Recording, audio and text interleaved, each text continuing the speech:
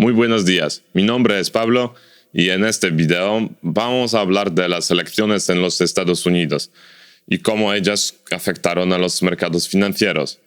Probablemente muchos inversores conocen la teoría de ciclos que hay en la naturaleza, que pueden afectar a los precios de acciones o materias primas en las bolsas mundiales, siendo unos días antes de, si no las más importantes, ciertamente las más discutidas por los medios de elecciones del mundo, es decir, la carrera electoral por la presidencia de los Estados Unidos, echaremos un vistazo a la teoría conocida del ciclo presidencial e investigaremos la influencia supuesta que puede tener a la bolsa norteamericana. Empezamos. En la fiebre de invertir es muy importante tener en cuenta que la bolsa no es solo índices, osciladores, medias móviles y cadenas complicadas de números, pero sobre todo la multitud emocionada queriendo ganar mucho dinero rápido y sin esfuerzo. Por eso la bolsa es gobernada por dos simples emociones, la codicia y el miedo. Estas emociones afectan a unas fluctuaciones, modificaciones, subidas, bajadas, que muy a menudo no tienen nada que ver con el análisis técnico o fundamental o el sentido común.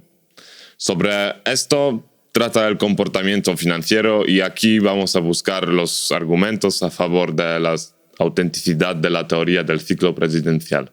Entre años particulares de los mandatos presidenciales en los Estados Unidos y el rendimiento alcanzado por los principales índices de las bolsas norteamericanas, se puede ver cierta correlación.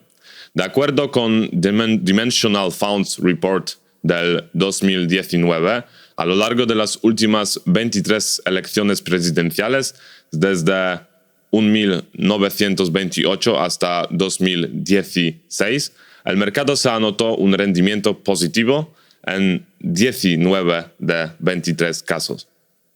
¿Cuál puede ser la causa de tales resultados? Excepto circunstancias relacionadas con los datos macroeconómicos, uno de los principales motivos puede ser la esperanza de los votantes que con un nuevo presidente llegan los cambios que mejoran su situación de vida y desde entonces la gente viviría un mayor nivel de vida. Esto, por supuesto, se refleja en la euforia antes, durante y después de las elecciones, a lo largo del trimestre anterior y el trimestre siguiente a las elecciones.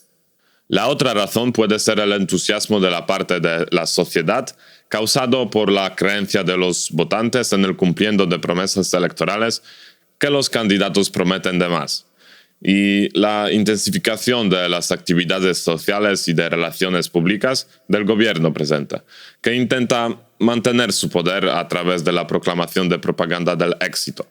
Y todo esto, medio en broma, podemos resumir que nadie os da tanto que yo os prometo. Miremos al gráfico mostrando el medio rendimiento trimestral del índice Dow Jones en términos del ciclo presidencial. Y aquí una cuestión. Pasamos del año calendario al año fiscal, de octubre a septiembre. Entonces el primer trimestre del primer año empieza el 1 de octubre. Lo hacemos porque el año fiscal en mayor medida refleja el ciclo presidencial que el año calendario.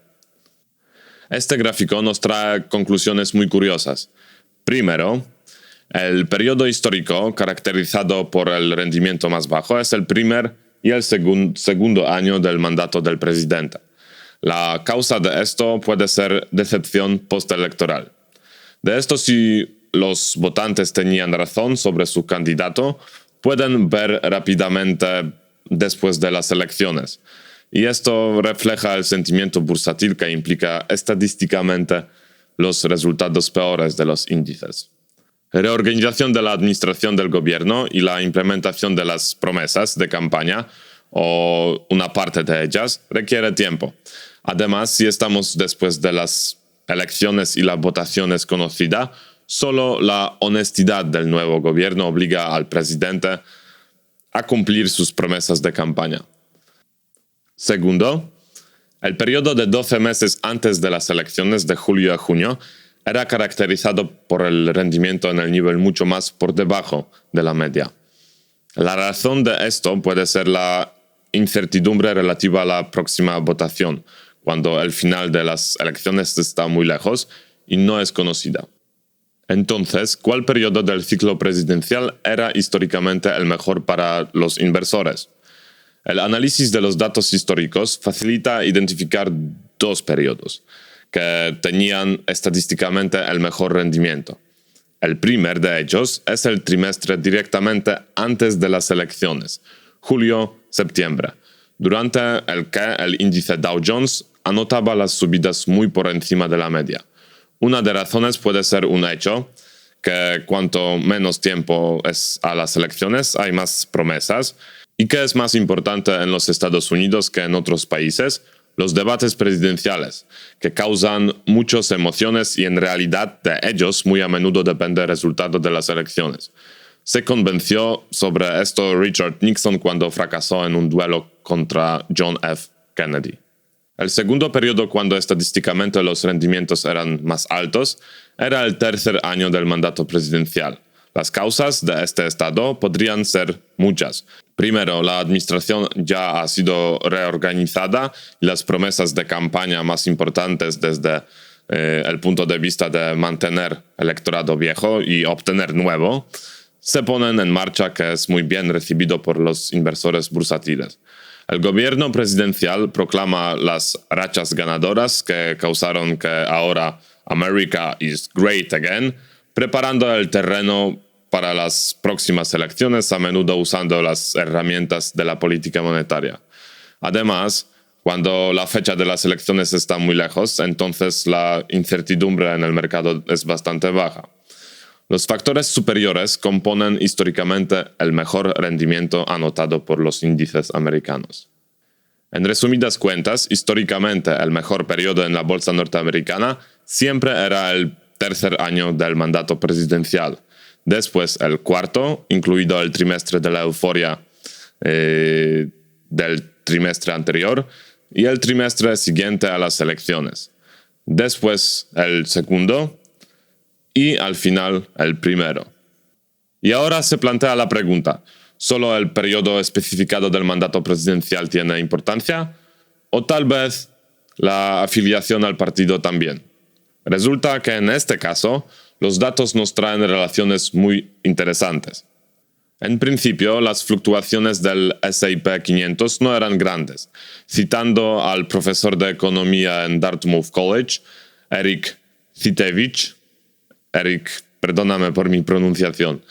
Las más grandes desviaciones fueron cuando el resultado de las elecciones fue sorpresa o los programas de la política económica de ambos partidos variaron radicalmente. En 4 de 11 casos de S&P 500, el siguiente día de las elecciones acabaron las cotizaciones en números rojos, con el resultado 3-1 a favor del presidente republicano. Aquí realmente llama la atención la bajada fuerte del 2008 después de la elección de Barack Obama, pero este caso fue causado más bien por la crisis financiera que por el escepticismo postelectoral. En principio, la bolsa menos débilmente reaccionaba más positivo el día después de las elecciones ganadas por el republicano que el demócrata. Pero como sabemos, una golondrina no hace verano. Lo más importante es el rendimiento alcanzado a lo largo de todo el mandato que de un día.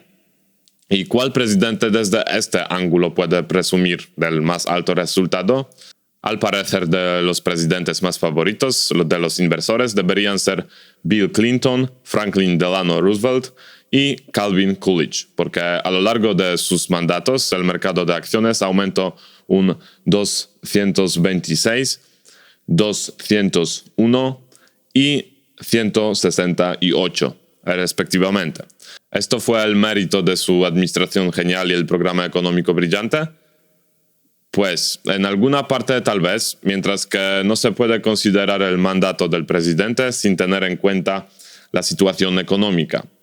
El mandato del líder del resumen corresponde con la burbuja.com en el mercado americano. Durante la presidencia del Bill Clinton, Nasdaq creció casi un 300% y Dow Jones Industrial Average en más del 200%. Igualmente, la situación parece en el caso del mandato de Franklin Delano Roosevelt, cuando la economía de los Estados Unidos se levantaba después de la gran crisis, o el mandato del Calvin Coolidge durante los locos años 20. El líder infame de este resumen es el presidente Herbert Hoover, porque durante su mandato el mercado anotó una caída de más del 80%. ¿Por qué razón? 3 palabras: la gran crisis. De este análisis se plantea una conclusión. Por supuesto, el programa de campaña y la eficiencia de la administración es muy importante, pero cuando hablamos del mandato presidencial, igual que en la bolsa, muy a menudo se trata del momento adecuado de la entrada. Hay que añadir que los mandatos presidenciales agregados del Partido Democrático han traído el rendimiento del mercado de acciones en el nivel 839,85%, mientras que las del Partido Republicano 332,09%. La altura del rendimiento es solo un lado de la medalla, y el otro es el nivel de riesgo medido por la desviación típica. Y el mandato de ¿qué presidente se caracterizó por la más alta volatilidad? Por supuesto, el infame líder en esta cuestión fue Herbert Hoover, cuya presidencia cayó en una gran crisis, y merece la pena destacar que después de su mandato los americanos tuvieron suficiente de los presidentes republicanos que durante los próximos 20 años gobernaron en la Casa Blanca los demócratas. Fue cuando Dwight Eisenhower, el héroe de la Segunda Guerra Mundial, rompió esta mala racha para los conservadores. Ocurre que no solo por el hecho de las ganancias totales, pero también teniendo en cuenta el riesgo, la bolsa prefirió los gobiernos demócratas. La media de la desviación típica para los presidentes de este partido equivalía a 19,77%. Mientras que para los republicanos, 22,13%. Merece la pena fijarse en la relación del rendimiento mensual al riesgo, y en este resumen, el líder indiscutible es Calvin Coolidge. En el podio también están 2 demócratas, Bill Clinton, el beneficiario de la burbuja.com, y Barack Obama, quien intentaba sacar la economía norteamericana de la crisis financiera. La teoría del ciclo presidencial en los Estados Unidos tiene el mismo número de partidarios que opositores. Los inversores que creen en la existencia de las relaciones entre los años del mandato presidencial y el rendimiento de los principales índices hacen referencia a los fundamentales derechos que hay tras el comportamiento financiero. Los opositores dicen que esto es un efecto de la profecía autocumplida. La decisión sobre quién tiene razón, cada persona debe tomarla por sí mismo, teniendo en cuenta los 3 principios de inversión más importantes. El primero, ningún análisis da garantía de alcanzar unas ganancias y en la bolsa se puede ganar dinero fácilmente, pero también perderlo incluso más fácilmente. El segundo, la causa del rendimiento más alto son sobre todo las habilidades. Y al último, simplemente sentido común. Y esto es todo en este video. Vamos a ver quién ganará las elecciones. Y si te gusta este video, dale me gusta. Y suscríbete a nuestro canal para estar informado sobre los próximos videos, las lecciones y los análisis. Y si tienes algunas dudas o preguntas, déjalas en un comentario.